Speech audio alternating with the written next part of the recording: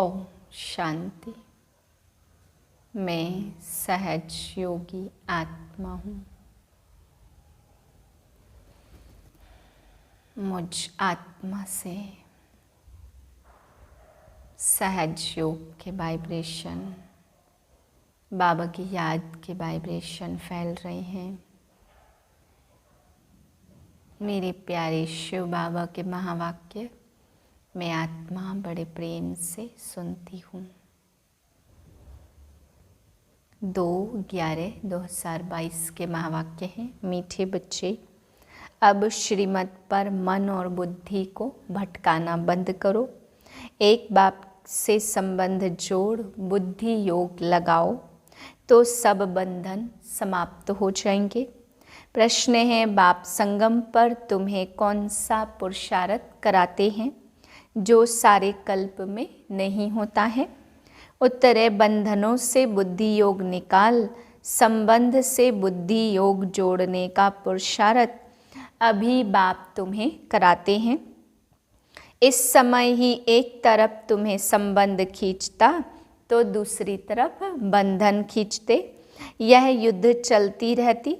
आसुरी बंधन से ईश्वरी संबंध में आने का यही समय है, क्योंकि ईश्वर को यथार्थ रूप से तुम अभी जानते हो। ईश्वर को सर्वव्यापी कहने से संबंध जुड़ने के बजाय टूट जाता है, बुद्धि विपरीत हो जाती है। इसलिए जब यथार्थ पहचान मिले तो संबंध में आने का पुरुषार्थ करो।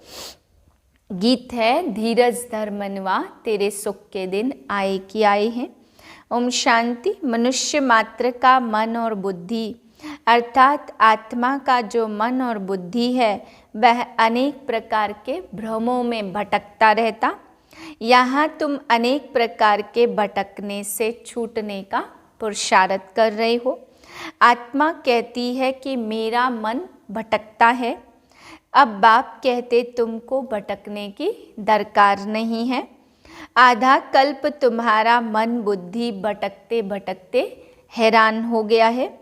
अब श्रीमत पर मन बुद्धि को भटकाना बंद करो। एक तरफ बुद्धि का योग लगाओ। देह अभिमान में आकर तुम बहुत भटके हो। अनेक प्रकार के मित्र संबंधियों आदि का बंधन रहता है। बाप कहते हैं उन सबको छोड़ो, एक के साथ संबंध जोड़ो। कहते हैं हमारा मन बहुत भटकता है, एक के संबंध में जुट नहीं सकता। हम चाहते भी ऐसे हैं। ऐसे मीठे मीठे बेहद का सुख देने वाले बाप के साथ योग पक्का रखे, कहाँ भी बुद्धि भटके नहीं। बाप कहते आधा कल्प से आसुरी मत पर भटकते भटकते तुम हैरान हो गए हो। अब यह भटकना छोड़ दो।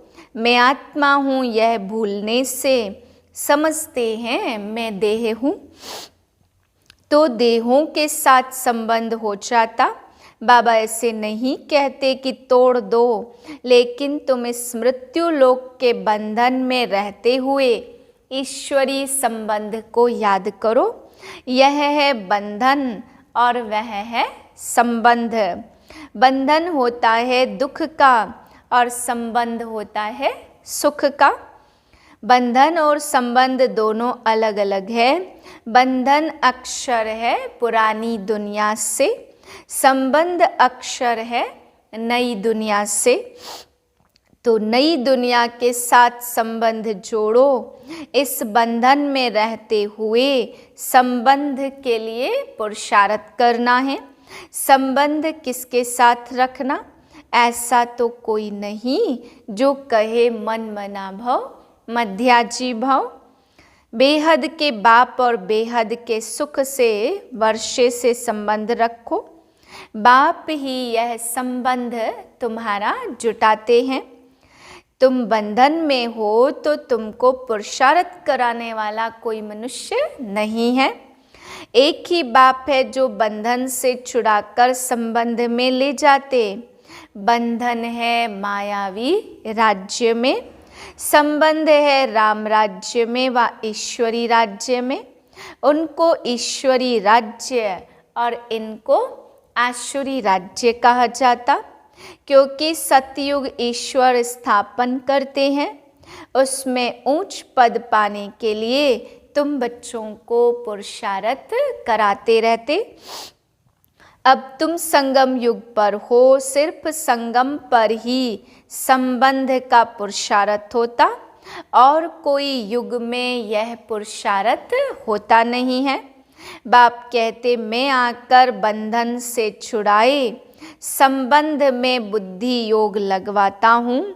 सतयुग में नए संबंध की प्रारब्ध अभी के पुरुषार्थ से मिलती है। जो संबंध को जानते ही नहीं तो पुरुषार्थ कैसे करेंगे? यह तो जरूर होगा ना, एक तरफ संबंध खींचेगा और दूसरी तरफ बंधन खींचेगा। यह लड़ाई होती है। सतयुग त्रेता में संबंध की बात ही नहीं है। द्वापर कलयुग में भी संबंध की बात नहीं, संगम पर ही संबंध और बंधन का ध्यान रहता है। अब तुम जानते हो आसुरी बंधन से ईश्वरी संबंध में जा रहे हैं। संगम है ही पुरुषार्थ का युग। तुमको ही बंधन और संबंध का पता है। आसुरी बंधन में रावण ने लाया, ईश्वर फिर ईश्वरी संबंध में ले जाते हैं। बाप तुम्हारा बुद्धि योग अपने साथ जोड़ते हैं, जिससे तुम स्वर्ग के मालिक बनते हो। भक्ति में जो पुरुषार्थ करते हैं वह है अयथार्थ। यथार्थ पुरुषार्थ परमपिता ही करवाते। सर्वव्यापी के ज्ञान से परमात्मा से संबंध नहीं हो सकता और ही टूट जाता। अब तुमने एक बाप के साथ बुद्धि योग जोड़ा है और स्वर्ग वैकुंठ की राजाई के लिए तुम पुरुषार्थ कर रहे हो।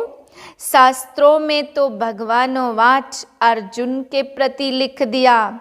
सिर्फ एक अर्जुन थोड़ी होगा, भगवान ने राजयोग तो बहुतों को सिखाया होगा, नहीं तो स्वर्ग की राजधानी कैसे स्थापन हो। दुनिया में ऐसा कोई मनुष्य नहीं जो कहे हम भविष्य जन्म जन्मांतर के लिए पुरुषार्थ करते हैं। यह सिर्फ तुम ब्राह्मण ही कर सकते हो। यह निश्चय है हमारी दैवी राजधानी ड्रामा अनुसार जरूर स्थापन होनी है। हम न चाहे तो जरूर होगी। इम्पॉसिबल है जो स्थापना न हो। ड्रामा जरूर स्थापन कराएगा। ड्रामा हमको जरूर पुरुषार्थ कराएगा। कल्प पहले मुआफिक, परंतु चलना है श्रीमत पर। जानते हैं ड्रामा अनुसार भारत को स्वर्ग जरूर बनना है, फिर भी ऊंचे मर्तबे के लिए श्रीमत पर पुरुषार्थ कराते।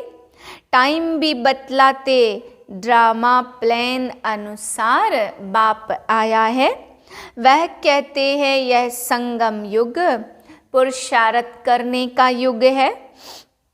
पतित से पावन बनना है। संगम की बहुत महिमा है। वह है नदियों और सागर का संगम। यह संगम तो तुम्हारा अभी होता है। बाप कहते मैं इस संगम पर युगे युगे आता हूँ। सारी दुनिया पतित जरूर बनने की है, फिर पतित दुनिया से पावन जरूर बननी है। जो भी मनुष्य मात्र हैं सबको हिसाब किताब चुकतू कर पावन जरूर बनना है। यह कयामत का समय है। बिगर पावन बने कोई भी सजनी साजन के पिछाड़ी नहीं जा सकती। तुमने देखा है मक्कड़ टिड्डियाँ जब उड़ती हैं तो उनका एक लीडर होता। उनके पिछाड़ी ही सारा झुंड उड़ता है। यह भी ऐसे है, साजन आया है गुलगुल बनाने। तुम सभी पावन बन जाएंगे, फिर जब मैं जाऊंगा तो तुम सभी आत्माएं सजनियां ढेर के ढेर मेरे पिछाड़ी भागेंगी। तुम सजनियां भी जानती हो कि हम यह शरीर छोड़कर भागेंगे। साजन के पिछाड़ी भगवान है एक और भक्तियां हैं अनेक। कोई किसको मानते कोई किसको, कोई कहते हे प्रभु संसार तो बना ही नहीं है। जिसने जो कहा सो मान लिया, अपनी मत अथवा मनुष्य मत को भ्रम कहा जाता।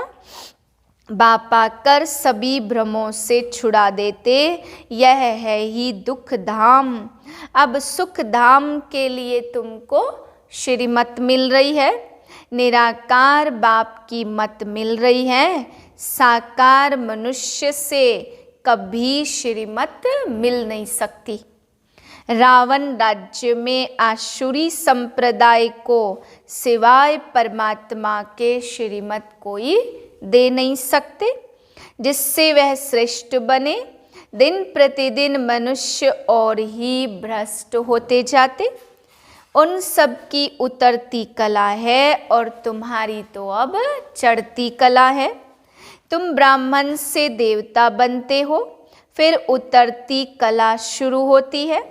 देवता से क्षत्रिय वैश्य शूद्र बनेंगे। अब चढ़ती कला है तो चढ़ती कला तेरे भाने सर्व का भला। सब मुक्ति धाम में चले जाएंगे और तुम जीवन मुक्ति में चले जाएंगे। भारत कभी भी खाली नहीं होता।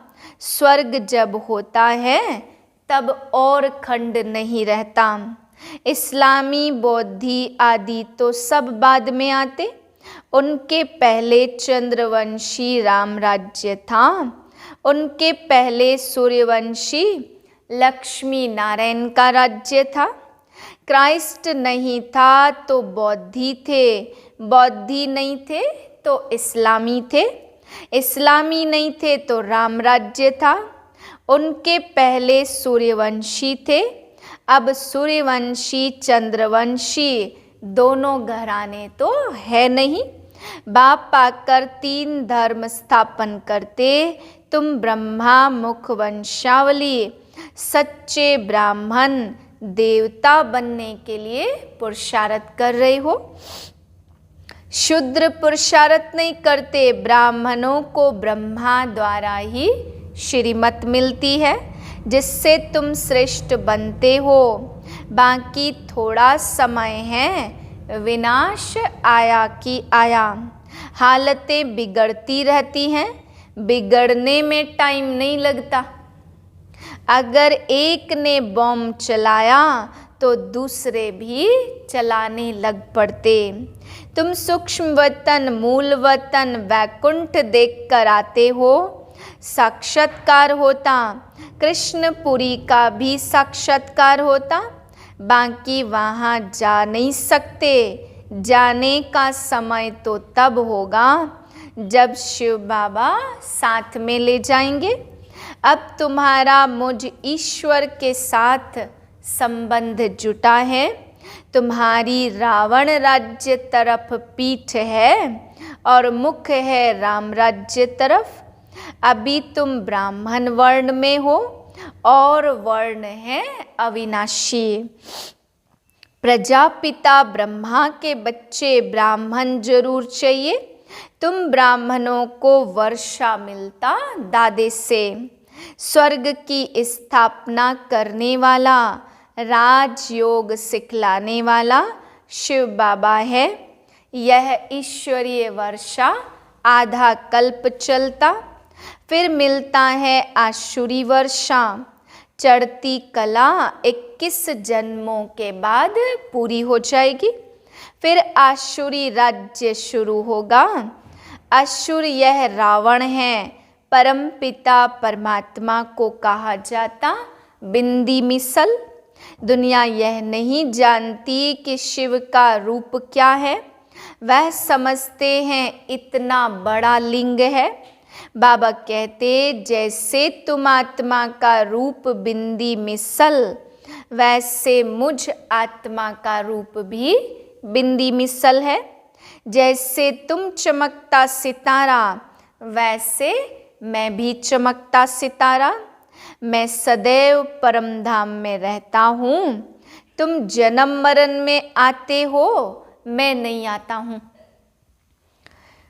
प्राप्ति बहुत भारी है, 21 जन्म के लिए तुम विश्व के मालिक बनते हो। पुरानी दुनिया को सिर्फ बुद्धि से भूलना होता। कहते भी हैं यह बच्चा अथवा यह धन ईश्वर ने दिया, यह जो कुछ नहीं है इससे ममत्व तोड़ दो। भगवान तुमसे लेकर क्या करेंगे, सिर्फ तुम ममत्व निकाल दो। यह तो बहुत थोड़ा है, हम तो रिटर्न में तुमको स्वर्ग का वर्षा देते हैं। जैसे बाप नया मकान बनाते तो पुराने से ममत्व निकल नए से जुट जाता। तुम बच्चे जानते यह पुरानी दुनिया भस्म होनी है, अभी हमको नई दुनिया में जाना है, इसलिए ममत्व मिटाए नए में जोड़ना है। कलयुग के बाद सतयुग आना है और रात के बाद दिन और दिन के बाद रात आती है। यह भी बेहद के दिन और बेहद के रात की बात है। आधा कल्प है ज्ञान की प्रालब्ध और आधा कल्प है भक्ति। जब तमो प्रधान जड़ जड़ी भूत अवस्था को पाते हैं तब मैं आता हूँ। अभी तो भक्ति भी व्यभिचारी है, मुझे कण कण में ठीक कर भीतर में कह देते हैं। पत्थर को पूजा के लिए रखते, पत्थर को ही शिव कहते। पूजा के लिए यह पत्थर की प्रतिमाएं बनाई हैं। यह भक्ति मार्ग की सामग्री बहुत है। जन्म जन्मांतर यज्ञ तप तीर्थ आदि करते शास्त्र पढ़ते आए हैं। बाप कहते इन सब से तुम मुझे प्राप्त नहीं कर सकते। तुम खुद कहते हो कि हे पतित पावन आओ, तो पतित आत्माएं तो जा नहीं सकती। समझाते तो बहुत अच्छी तरह से हैं, गीत भी है ना, अब थोड़ा धीरज धरो। श्रीमत पर चलते चलो तो तुम्हारे सब दुख दूर हो जाएंगे। 21 जन्मों के लिए तुम फिर विश्व के मालिक बन जाएंगे। एक ही पारलौकिक बाप स्वर्ग का वर्षा देते, वहाँ दुख की कोई बात नहीं है। तुम 5000 वर्ष बाद बाप से वर्षा लेने आए हो। जो आकर थोड़ा बहुत सुनते हैं वह भी स्वर्ग में आएंगे, परंतु ऊंच पद पा नहीं सकेंगे। जितना योग में रहेंगे उतना पवित्र होते जाएंगे और ऊंच पद पाएंगे। शिव बाबा की याद में रहना और चक्र फिराना, दूसरों को भी समझाना, इससे बहुत ऊंचा पद मिलेगा। जैसे पापियों का उद्धार हो जाता। अच्छा, मीठे मीठे सिकिले दे बच्चों प्रति माता पिता बाप दादा का याद प्यार गुड मॉर्निंग। रूहानी बाप की रूहानी बच्चों को नमस्ते। हम रूहानी बच्चों की रूहानी बाप को नमस्ते। धारणा के लिए पहली पॉइंट, मृत्यु लोक के बंधनों में रहते सुख के संबंध को याद करना, अपने को आत्मा समझ मन बुद्धि को भटकाने से छुड़ाना है। दूसरी पॉइंट, पुरानी दुनिया खत्म होनी है, इसलिए इससे ममत्व मिटा देना है। सब भ्रमों से बुद्धि योग निकालने के लिए श्रीमत पर चलना है। वरदान है किसी भी बात को फुल स्टॉप की बिंदी लगाकर समाप्त करने वाले सहज योगी भव। सभी पॉइंट का सार है पॉइंट बनना। पॉइंट रूप में स्थित रहो तो क्वेश्चन मार्क की क्यों समाप्त हो जाएगी। जब किसी भी बात में क्वेश्चन आए तो बिंदी फुल स्टॉप लगा दो। फुल स्टॉप लगाने का सहज स्लोगन है जो हुआ, जो हो रहा है और जो होगा वह अच्छा होगा, क्योंकि संगम युग है ही अच्छे ते अच्छा। अच्छा कहने से अच्छा हो ही जाता। इससे सहज योगी जीवन का अनुभव करते रहेंगे। स्लोगन है स्नेह ही सहज याद का साधन है, स्नेह में समा जाना अर्थात सहज योगी बनना। ओम शांति।